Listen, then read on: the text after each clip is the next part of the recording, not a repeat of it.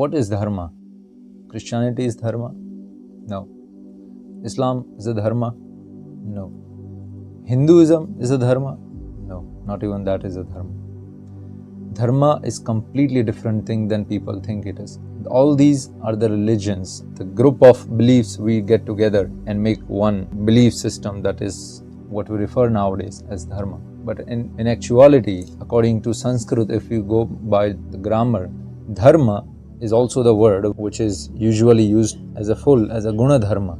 Everything has Guna Dharma, means everything has a characteristic which you cannot separate from that particular thing. That characteristic is a dharma of that thing. For example, if you take water from the bottom of the ocean, it will be salty. If you take the water from the edge of the ocean, it will be salty. If you go at the middle of the ocean and you take from the surface some water, you try it, it will be salty. So this saltiness is the dharma of the ocean water. You cannot change it. If it is not salty, that means it is not ocean water. You can say this thing. The same way, let's say sugar. If you take this big sugar cube, it's still sweet. If you crush it like this small and if you still try it, it will be sweet. So the sweetness is the dharma of sugar. If you take water, doesn't matter from whatever place you take water, water will always flow. So the flowing and the wetness is the dharma of water. The same way, let's say fire. Fire will always produce light and it will always burn you. This is the dharma of fire. Does not matter with whatever chemicals you make fire, fire will always be hot. You cannot separate the hotness and light from fire. If anybody ever says that I have produced fire which does not has light, does not give light or does not give heat, it is not fire, it's something else. Because fire's innate nature is the hotness and the light. So this way, humans, not only humans, actually Jivatma, the living entity, has a dharma, has a quality which you cannot separate it from human being or let's say any living entity. It is not possible to separate it from that, from living entity. That quality is dharma of living entity, and today we are going to talk about that. Dharma is not the religions that we think as dharma. Then what is dharma?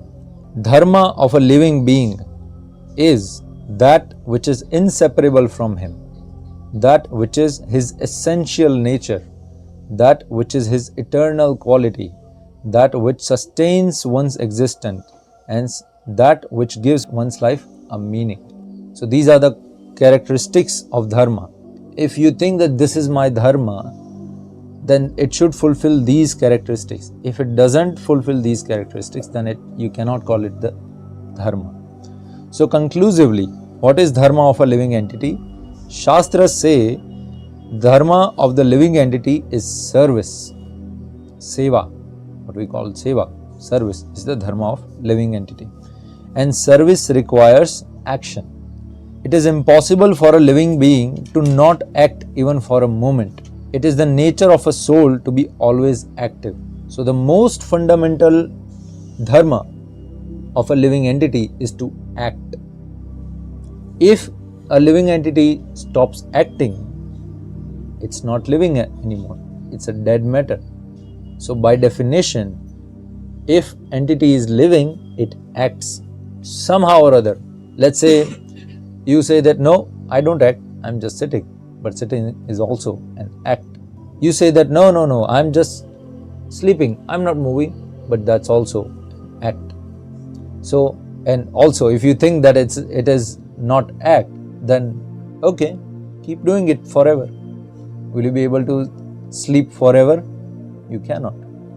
Can you sit forever? You cannot. Can you be still forever? You cannot, because you are a living entity. You need to act. You need to do something. That is the most basic nature of living entity. So it is the nature of a soul to be always active. And all actions performed by living entities are ultimately service. Knowingly, unknowingly, you are serving someone or something, but you are always serving. You can never say that you are not serving. How? Let's read further. Service to someone or something. It can be towards his family, if not his friends, his employer, if not his customer, his country, if not its citizens. In fact, nowadays we even serve our pet dogs and cats. So most people, let's look at ourselves. I am a grihastha. I serve my family. Brahmacharis here, they serve the Maharaj here. They serve the devotees. You go into the corporate world, they serve the bosses, but they serve someone. Let's say you go into the army, they serve the prime minister. You go to the prime minister, he is serving the nation. Everybody is serving somebody. You cannot say that I am not serving no one. That is not possible. In fact, let's say you are not serving anyone, but you see that the people who are completely alone, they end up having dogs and cats in their house. People even now get the snakes in their house. People even now end up having, I have even seen people having crocodiles in their house. I have even seen people taking care of spiders. It's this small spider to this, and they name them, they serve them, they feed them with a little pipette and everything. Such kind of people exist. So why do they have to do that? Are the dogs and cats paying you rent for taking care of them? No. Are those spiders giving you something? No. The very reason why you serve them, because it is the innate nature of you to serve. You always want to serve someone. We might not be very aware about that, but we always serve. Now somebody says that, nah, I don't have even any pet. Now say, whom am I serving? I don't have any pet. I don't have any guru. I don't have any boss. My father has left me a lot of money and lot of land and lot of full fridge of Coca-Cola. I drink, I watch Netflix, and I chill. What I do? There is no service I am doing. I am enjoying. But in that also you are serving your senses. There is no one who doesn't serve anyone. You are serving your own senses, but you are serving. You cannot say that you are not serving, because they are demanding and you are doing it. They ask for it and you are doing it. They don't really give you anything. You are still doing it. So that is also service. If not any of these, we definitely are always serving our own material senses to squeeze some pleasure out of it.